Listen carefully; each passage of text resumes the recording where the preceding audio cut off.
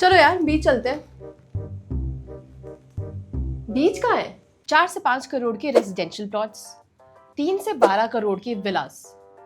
नहीं, मैं साउथ दिल्ली या साउथ बॉम्बे की बात नहीं कर रही हूँ, मैं गोवा की बात कर रही हूँ। गोवा में अब बियर से ज्यादा प्रॉपर्टी बिक रही है। कल तक जहाँ हम बीच पे जाके चिल किया करते थे, वहां पे अब दिल्ली के शर्मा जी विलास बना रहे हैं। ओके, नो, ये थोड़ा एग्जैजरेट करके बोल रही हूँ, बट ये तो सच है कि गोवा की property market is booming. Goa हमेशा से लोगों के लिए एक पैराडाइज रहा है, कुछ के लिए सस्ती अल्कोहल तो कुछ के लिए बीच गेटअवे। लेकिन पिछले 4 सालों में गोवा एक और चीज के लिए जाना जा रहा है, फॉर इट्स रियल एस्टेट।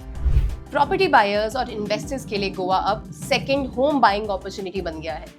कभी सोचा था कि गोवा की प्रॉपर्टीज साउथ दिल्ली और साउथ बॉम्बे की प्रॉपर्टी से कंपेयर होंगी? 4 से 5 करोड़ के रेजिडेंशियल प्लॉट्स एंड 3 से 12 करोड़ के विलास ऐसे बिक रहे हैं जैसे बहुत आम बात हो। आसा गांव में जो जमीन 4 साल पहले 30,000 पर स्क्वायर मीटर पे बिकती थी, वो आज 1 लाख पर स्क्वायर मीटर पे बिकती है। तो अब सवाल ये उठता है कि आखिर हुआ क्या?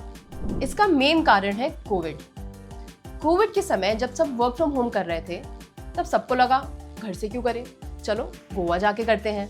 ऑब्वियसली वर्क फ्रॉम होम ही करना है तो गोवा के बीचेस पे जाके करते हैं। शॉर्ट टर्म रेंटल्स की डिमांड इतनी बढ़ गई है और इन्वेस्टर्स के प्रॉफिट भी। रेंटल यील्ड्स 9 से 10% तक पहुंच गए हैं, इंडिया में सबसे highest. Rental yield is the annual return that a property generates as rent, expressed as a percentage of its market value. जनवरी से लेकर जून 2024 तक नॉर्थ गोवा में विलास की वैल्यू 28% बढ़ गई। अंजुना, बागा और कालिंगुटे में तो रेंट 25 से 30% तक बढ़ गए हैं।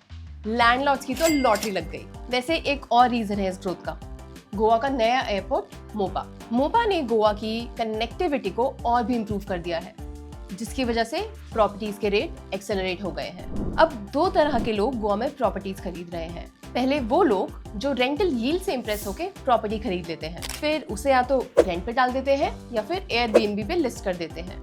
आजकल तो बहुत सारे लोग इस बारे में बात भी कर रहे हैं, जैसे Akshat Srivastava and Parul Gulati. I bought in Goa, उसको मैं एयरबीएनबी पे डालूंगी। घर से पैसा कमाऊं। दूसरे वो लोग हैं जो बस एक अपना वेकेशन होम चाहते हैं। सोचो, अपना खुद का घर गोवा में बीच के पास। Locals are not happy. Covid तक लोकल डेवलपर्स डोमिनेट कर रहे थे। This is a kind of commercialization that Goa has never seen before. We can't compete with large developers, said Suraj Morjakar, managing director of Goa-based Sun Estates Developers. और ये सच है, दिल्ली और मुंबई के developers जैसे Lodha, DLF ने अपना सारा फोकस अब गोवा की तरफ कर लिया है। और रेसिडेंट्स की बात करो तो वो इतने परेशान हो गए हैं कि वो लोग प्रोटेस्ट करने लगे हैं। अप्रैल 2023 से लेकर अगस्त 2024 तक 2.5 million square metre land settlement zone में कन्वर्ट हो गया है। मतलब गोवा की आइडेंटिटी बदल रही है। तो जाहिर सी बात है, जिनको गोवा की चिल वाइब्स की आदत थी, उन्हें इस कमर्शियल ग्रोथ से तो दिक्कत होगी ही। बागा बीच के एक वेटर मार्टिन फर्नांडिस ने तो ये तक कह दिया कि it is easier to find pav bhaji than find Goan fish curry. Goa का रियल एस्टेट फीवर अभी ठंडा होने का नाम नहीं ले रहा। क्या गोवा भी एक और शहर बनने वाला है? वही मुंबई, दिल्ली, बैंगलोर वाला ट्रैफिक क्या इधर भी आएगा? क्या ये वेकेशन सिटी खत्म हो जाएगी?